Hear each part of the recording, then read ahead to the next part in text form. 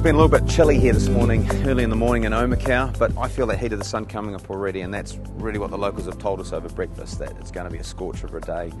It's our second day on the trail, apparently a lot different to yesterday. Yesterday we saw a lot of cool architecture in some of the really old places in New Zealand like Ofa. We also saw lots of variable landscapes and what I would only describe as real cowboy and Indian setting through some of the big rock pillars that we saw. Today, by all accounts, very different, lots of viaducts, tunnels, that sort of thing. It's the longer part of our journey, about 70 odd K, so we've got to get cracking, get going and get on those bikes to go and enjoy it.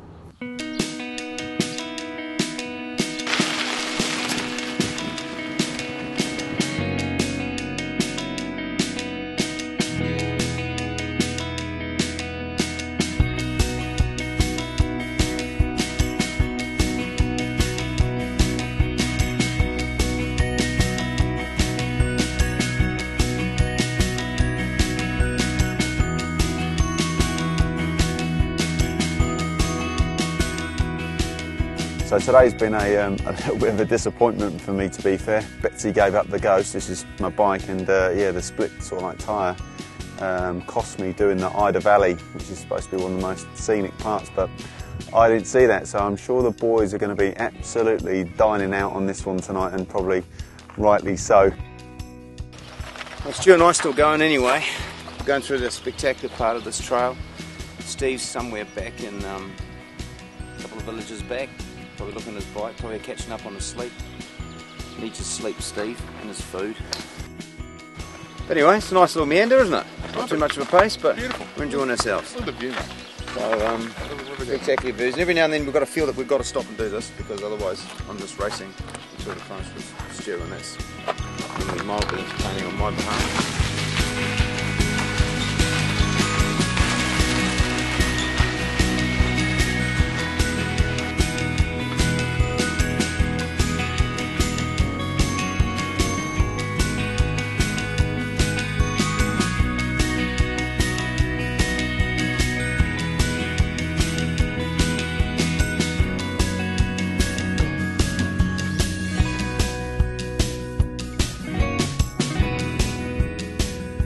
We've headed off-piste again to another old gold mining town called St Bathans.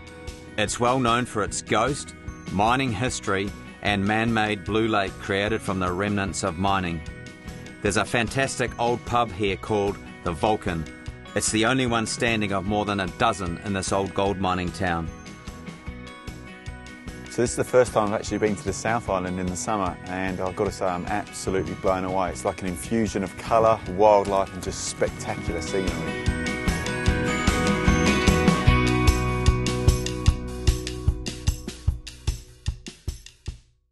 I think my highlights were just actually meeting some of the locals. It was really great to have, staying at a local pub, and the food was fantastic, and just spend time with those people, just learning about themselves.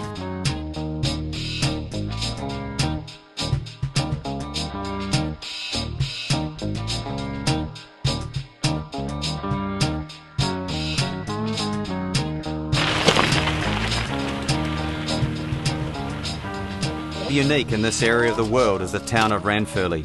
Unique because it is architecturally centred around the Art Deco era of the 1930s, as opposed to most of the 19th century gold mining towns in this region. Ranfurly was created as a railway town because of its central location of where the rail tracks ran. The growth of Ranfurly led to the demise of gold mining towns such as Naseby.